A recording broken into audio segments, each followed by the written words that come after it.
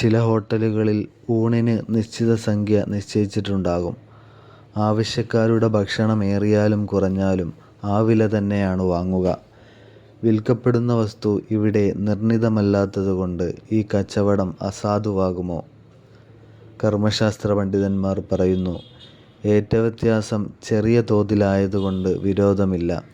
ഉദാഹരണമായി, പൊതു കുളിസ്ഥലങ്ങളിൽ കുളിക്കാൻ നിശ്ചിത തുകയാണ് വാങ്ങാറുള്ളത്. വെള്ളത്തിൻ്റെ ഉപയോഗത്തിൽ ഇവിടെ ഏറ്റക്കുറച്ചിലുകളുണ്ടാകും, സ്വാഭാവികം. എന്നാലും അതിന് വിരോധമില്ലെന്നാണ് ഇമാം നവവി ശർഹ് മുസ്ലിമിൽ പറഞ്ഞിട്ടുള്ളത് റളിയല്ലാഹു അൻഹു.